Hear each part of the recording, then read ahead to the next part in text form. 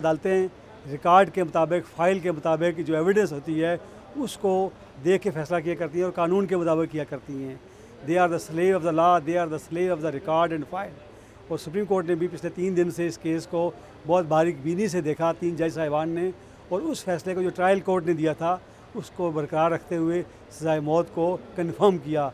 और यही फैसला हाई कोर्ट ने किया था, सिवाय इसके कि एंटी टेररिज्म की दफ़ा हाई कोर्ट ने निकाल दी थी, उसमें वैकेट हो गए थे। तो मैं समझता हूँ कि कानून की बालादस्ती की बात है। अदलिया की ने अच्छा फ़ैसला किया। अदलिया ने कानून के मुताबिक और वाक़यात और शहादत जो रिकॉर्ड में थी उसके मुताबिक फ़ैसला किया। और इससे ये बात बाहर निकली कि किसी भी मामले में मेरे जो भी सोच हो, फ़िक्र हो, मेरा समझ हो, किसी शख्स को ये राइट टू किल का लाइसेंस नहीं मिल सकता।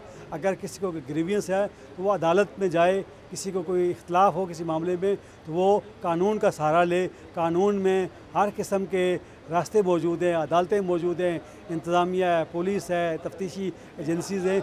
इसलिए किसी ये जो मॉब ट्रायल और आज खुद फैसला कर देना, इस चीज़ की नफ़ी हुई है। मुझे एक कानून के तालिब इल्म की हैसियत से मैं समझता हूँ, हमें खुशी है कि सुप्रीम कोर्ट ने ये फ़ैसला किया।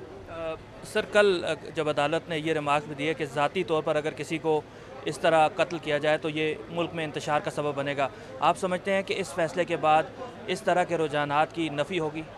मैं समझता हूँ कि इस बात पे डिबेट भी होगी और जो हमारे दूसरे साहिबान हैं उसको शायद खुश ना हूँ, लेकिन बहरहाल अदालत ने एक फ़ैसला किया और मैं समझता हूँ इसमें सोसाइटी में बिगाड़, अगर ये राइट लोगों को मिल जाए कि लोग खुद बदले ले लें, लोग खुद ट्राइबल बेस पे, अपने इलाकाई बेस पे आज खुद फैसला कर जाएँ, तो फिर इस निज़ाम की शिकस्त है, इस अदलिया की शिकस्त है, कानून की शिकस्त है, इंसाफ की शिकस्त है। सिस्टम के तहत ही अदालतों ने फ़ैसले करने होते हैं, चीज़ें आनी होती हैं। आज खुद फैसले करने का इख्तियार जो है, मैं समझता हूँ इस फैसले से इस चीज़ को ये चीज़ डिस्करेज होगी और इसमें हौसला शिकनी होगी।